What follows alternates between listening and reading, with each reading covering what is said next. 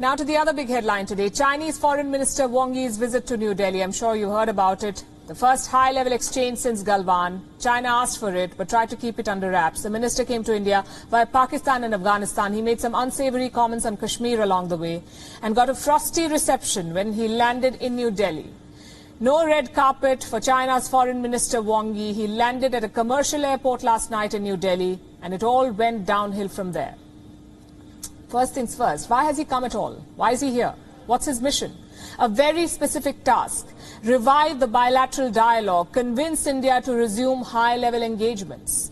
China is hosting the BRICS summit this year. They want Prime Minister Modi to attend in person, which is why Wang Yi has been dispatched to prepare ground. And he's going to return disappointed. India has refused to normalize ties with China. No rapprochement until Chinese troops move back. So whom did Wang Yi meet? Two top leaders of the Modi government, National Security Advisor Ajit Doval and External Affairs Minister S. Jaishankar, both brought up the border standoff. Ajit Doval did not mince his words. He said an early and complete disengagement of troops, quote-unquote, is key to restoring ties. I have the complete statement with me. Let me read out what Ajit Doval, India's National Security Advisor, told Wang Yi. And this is what he said. The two countries need to continue positive interactions at diplomatic and military levels for restoration of peace and tranquility, which is a prerequisite for normalization. Restoration of peace is a prerequisite for normalization. These words sum up India's position. Solve the border issue first, then we can talk about normalization. What did China say? Well, they had an invitation. Doval should visit China, discuss the border issues. The NSA welcomed the idea. But he told Beijing to first resolve the immediate issues, which brings us back to the border. Fix that and we'll talk.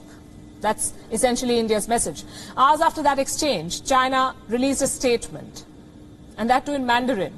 Do you know what the statement said? Typical Chinese spiel. There were no commitments to solve the border standoff. Beijing wants New Delhi to take a quote-unquote long-term approach to ties. Basically, forget about the border and focus on other aspects of the relationship.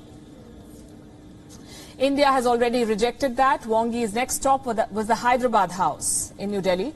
That's where he met the External Affairs Minister of India. Again, he faced questions about the Chinese build-up. India says the de-escalation and disengagement has been slow.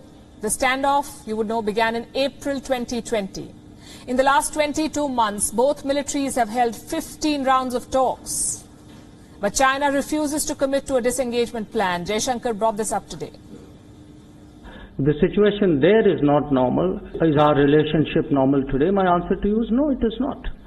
And it cannot be normal if the situation in the border areas is abnormal.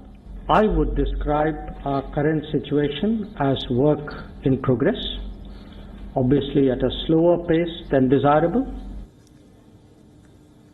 Facebook lingo, that's relationship status complicated. So for India, the border remains a core issue. That's the message Wang Yi will take back to Beijing. China has been making efforts to resume dialogue, and this is not their first outreach, I can tell you. Earlier this month, Wang Yi said something interesting. He said he was worried about the worsening India-China relationship. That's the word he used, worsening. And that it did not serve the fundamental interests of the two countries. Imagine China worrying about Indian interests. What do you think they're really angling for? Support on Ukraine, that's what they want. Russia's invasion has complicated China's life. It wants an ally, and it hopes India can be that ally. The statement from Beijing earlier today throws up some clues. Allow me to quote from what they said. This year and next, global governance will usher in an Asian moment. China and India will host the BRICS, G20, and Shanghai Cooperation Organization leaders as summits, respectively. China and India speak with the same voice, and the whole world will listen.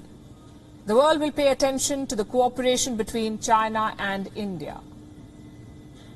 The BRICS, the G20, the SCO, the Shanghai Cooperation Organization. What's common about all these forums? Russia. It's a key member in all three.